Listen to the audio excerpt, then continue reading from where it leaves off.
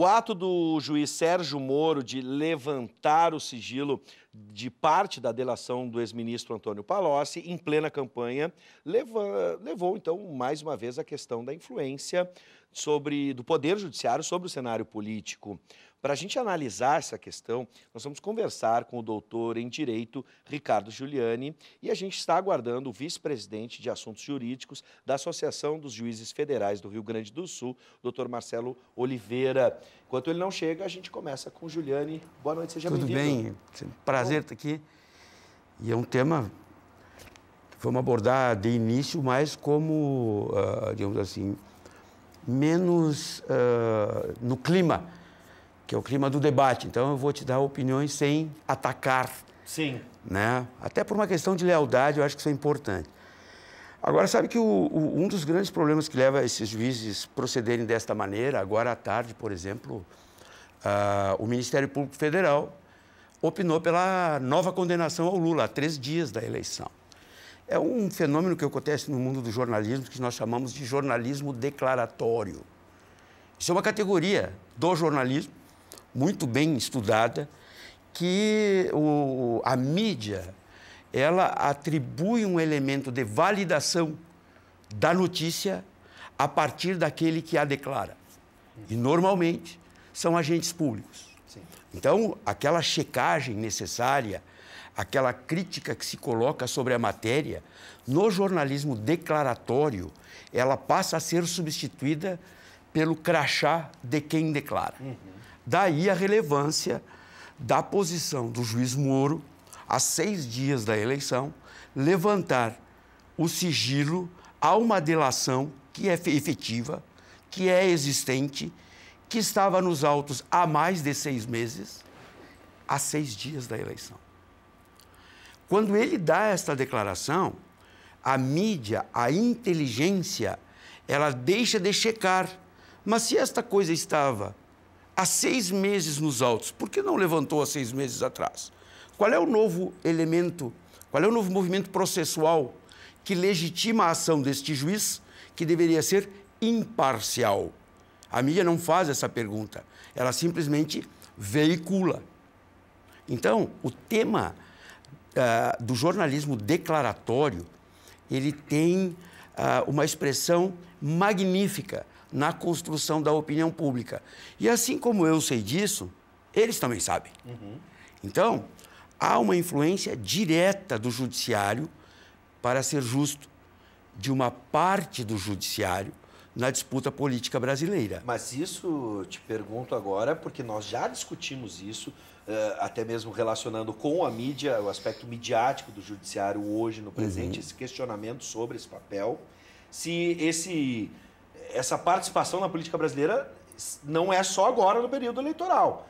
A gente teve outros exemplos aí em outros momentos. É que o período eleitoral, ele é o ápice. Sim. E como eu sempre atribuo inteligência a quem não está em mim, Dallagnol, Moro e uma boa parcela do sistema judicial brasileiro vem preparando esta eleição há 4 anos.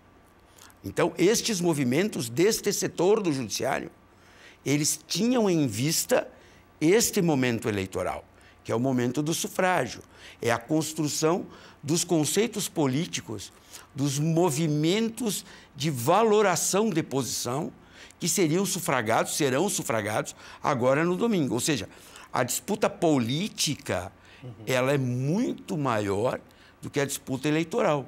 Então, veja, se nós formos examinar, e a história vai se encarregar de fazer isso, todos os movimentos deste processo, especialmente os direcionados ao Lula, que eu tenho opiniões pessoais sobre isso, mas são absolutamente particulares.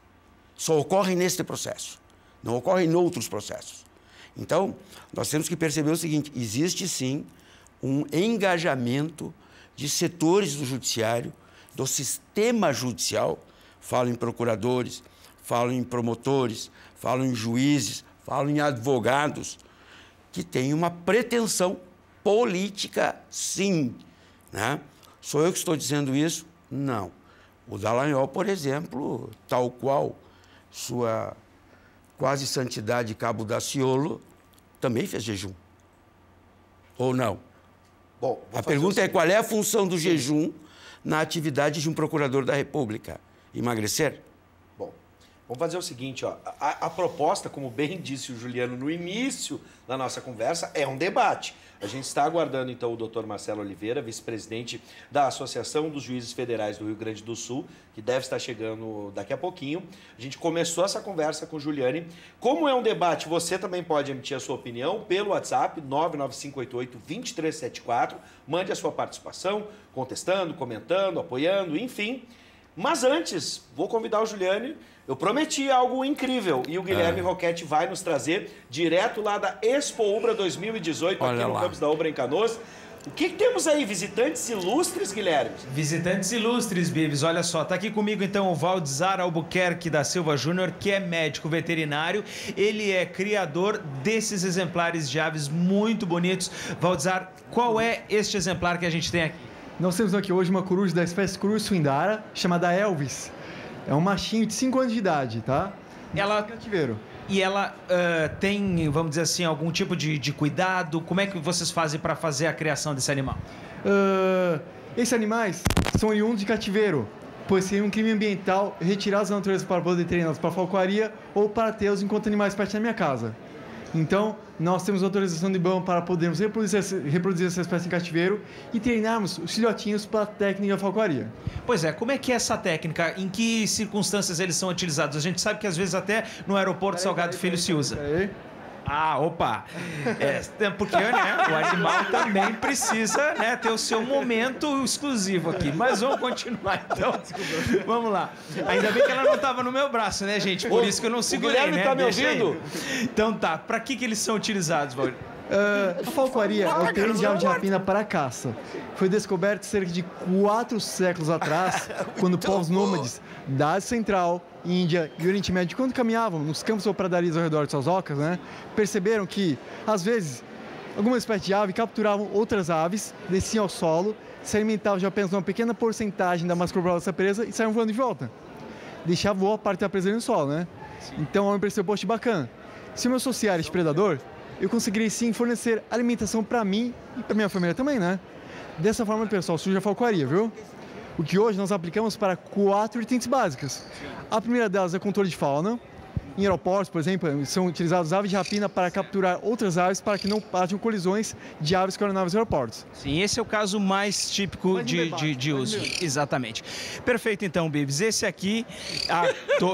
Gente, esse aqui foi o melhor link da minha vida. Esse aqui foi inesquecível. Bateu recorde na minha carreira. O Guilherme tá me ouvindo? Sim, posso. Ela não vai fazer cocô de novo. Não. O Guilherme... Fala, Bibs. Olha aqui, ó. Fica tranquilo, Guilherme. Eu...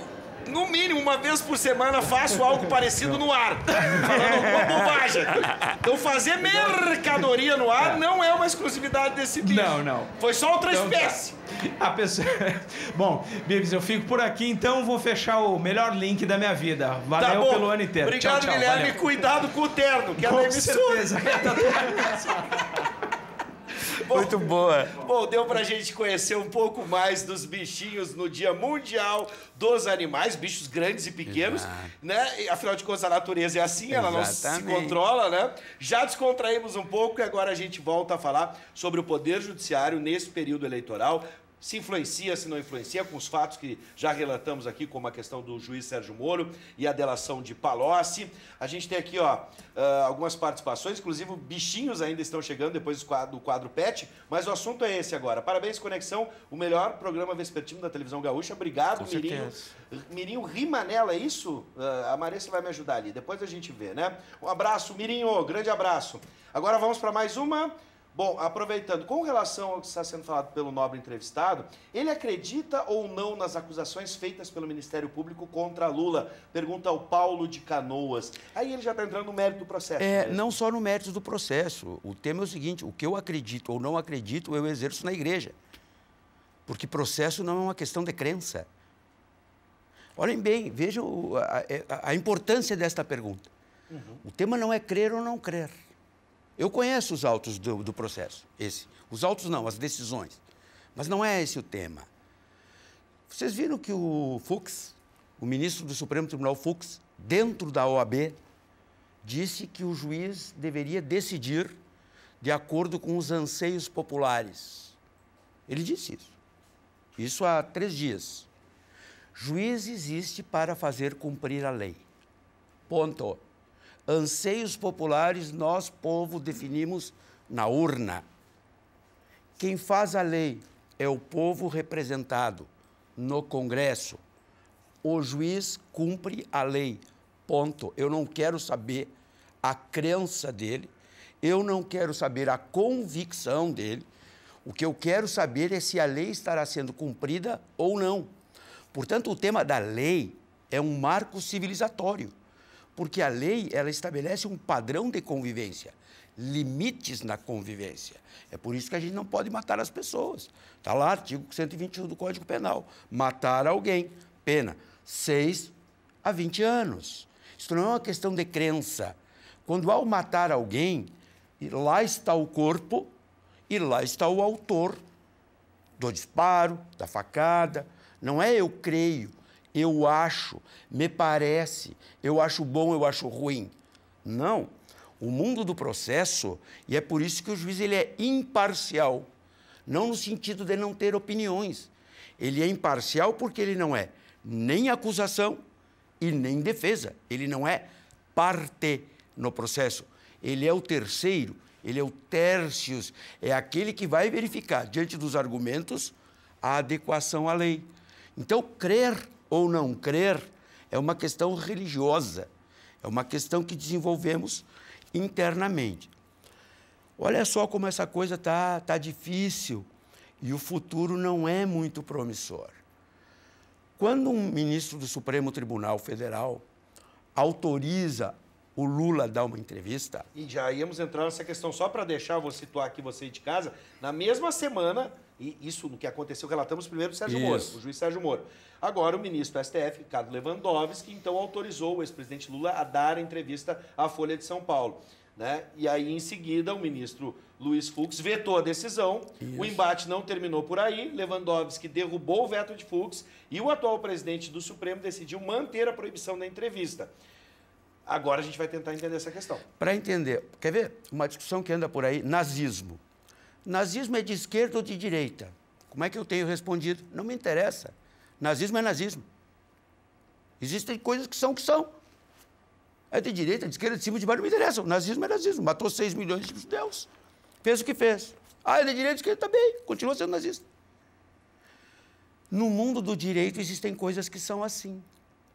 Se o João dá uma decisão, não me interessa se ele é progressista, não é progressista, se ele está bem ou se ele está mal. Somente outra decisão de um juiz, por escrito, de hierarquia superior, poderá modificá-la. Ah, mas a decisão está errada, a decisão não deveria. Não deveria. Mas enquanto não sobrevier uma decisão escrita, a ordem judicial deve ser obedecida. Por uma razão simples. Quem deu a ordem foi o juiz. O caso aqui, célebre caso do Rogério Favretto. Por telefone, não pode não cumprir a decisão. Tem que ser por escrito. Está certa, está errada, não está... Gente, escolha o que quiserem. Tem um consenso nisso. Somente a ordem escrita pode revogar outra ordem escrita. No caso do Lewandowski, quando ele autorizou o Lula a dar a entrevista, ele é um ministro da Suprema Corte. Portanto, nenhum outro órgão, a não ser órgão colegiado, é superior a ele. O que aconteceu? Pela primeira vez na história da República, um juiz de mesma hierarquia desconstitui a decisão de um colega.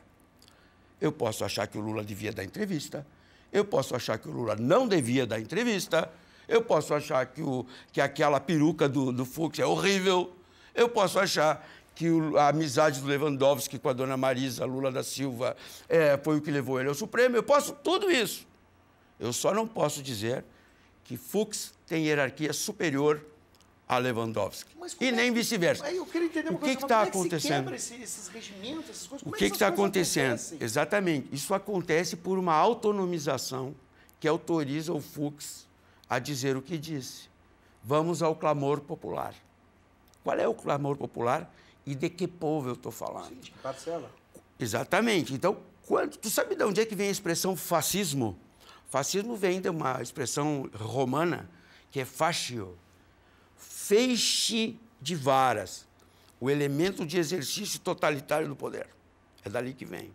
Quando o judiciário começa a exercer poderes por si mesmo, sem se vincular à lei, que é o elemento civilizatório, ele começa a produzir políticas fascistas. Isso não é de agora. Quando o Supremo Tribunal Federal, por 11 votos a 0, cassou o mandato do Eduardo Cunha, ele rasgou a Constituição ao meio. E todo mundo aplaudiu. E eu disse isso aqui. Podia o Supremo fazer isso? Não podia. Porque a Constituição diz, para meu gosto ou meu desgosto, que somente a casa do parlamentar poderá cassá-lo. Como fez com o Maluf, como fez com o Dirceu, como fez com o Genuíno, como fez com um monte de gente. Então, o que está acontecendo? O judiciário, o elemento de composição das tensões sociais, ele assumiu lado. Isso é muito ruim. Estamos, hoje, comemorando 30 anos da Constituição Cidadã. Tá? Há 30 anos, Ulisses Guimarães levantou e disse, esta é a Constituição Cidadã. Por quê? Porque saímos da ditadura. Retomávamos garantias. Retomávamos quem? Nós, cidadãos, a partir daquela carta democrática. O que acontecia ali, que foi um grande avanço? As chamadas garantias contramajoritárias. O que são as garantias contramajoritárias? Não pode a maioria, por ser maioria, retirar os meus direitos. Não pode a maioria dizer que eu vou morrer. Não pode. Quem é que me garante isso? O juiz. Só o juiz me garante isso. Tem uma pergunta polêmica a respeito, e aí é para a gente poder entender o que é. Tu disseste em um determinado momento que o juiz tem opinião, mas que a função dele é seguir, interpretar o que está na lei e executar. Limites não são só os municípios que têm. Ah, pois é. Juiz tem limite. A gente vai entrar nessa questão, mas só para não deixar passar, no caso dessa liberação ou não da entrevista para a Folha de São Paulo, teve a participação do presidente do STF, o Dias Toffoli, o ministro Dias Toffoli. Aí pergunto, nem o presidente teria esse poder. Para a decisão seria o colegiado todo. Teria que ser levado ao STF. Exatamente, ao plenário. Sim. O presidente de um tribunal é mais ou menos como um síndico. Ele é o administrador. O absurdo dos absurdos aconteceu aqui na 4ª Região, quando o presidente do tribunal mandou não cumprir a decisão de um colega seu. O presidente, ele tem funções administrativas. E as funções jurisdicionais do presidente são limitadíssimas a questões de urgência e relevância e são números clausos. São só aquelas que estão na lei. Fora isso, ele é síndico. Ele manda limpar o chão, ele garante o salário do juiz, ele passa a brilhantina no cabelo. Fora isso, ele não é juiz. Ele será juiz em determinadas situações legais, que o pior, ele sabe que não pode. Limite não é só o município que tem.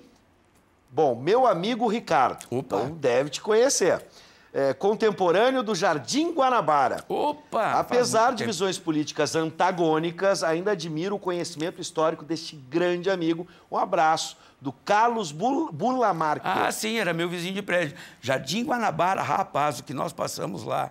Morava num apartamento de 1 quarto, com 2 filhos, era uma tenda, rapaz, fralda atrás da... Vamos ver agora se o Carlos tem esse pensamento antagônico a respeito dessa questão polêmica que divide, sem dúvida, o Brasil nessa questão.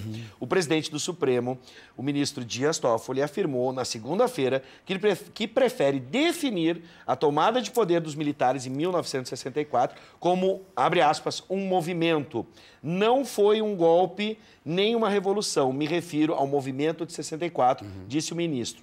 Como é que a gente pode avaliar essa declaração polêmica? Do ponto de sua opinião. Claro, do ponto de vista mecânico, os tanques se movimentaram, especialmente de Minas Gerais em direção ao Rio de Janeiro, né? O general Mourão, né? Chamado Mourão Filho, não é esse Mourão que está aí, né? E o Toffoli, ele cometeu um erro de citação, porque o cara que ele citou não disse isso, né? A geral do Grêmio é um movimento. É um movimento. que se organiza por uma mesma causa. Os comunistas se chamavam de tovarich, camaradas, porque andavam na mesma direção. Como é que se chamavam os franceses? Citoyens, cidadãos, companheiros de uma mesma causa. São movimentos. Uma coisa é tu fazer um movimento dentro da institucionalidade. A outra é quebrá-la, fechar o Congresso, prender as pessoas, matá-las. Esse Dias Toffoli, que hoje é o queridinho esse pessoal que detestava ele até ontem, porque foi advogado Lula, eu acho que ele cometeu um problema. Ele virou presidente do Supremo e subiu para a cabeça. A primeira contratação que ele fez foi de um general. O seu assessor especial de gabinete é um general de exército. Então, eu até entendo que ele tenha querido agradar o seu novo assessor. Mas a história, ela tem um problema. Ela fica escrita. O homem enforcado está ali. Os próprios generais disseram que foi uma quebra institucional. Castelo Branco até pensava um pouco diferente. O vice, Pedro Aleixo, era civil. E a pergunta é, os golpes não são dados por estamentos militares se as sociedades não os construírem. Então, quando o Toffoli faz isso, ele comete mais uma gafe em sequência.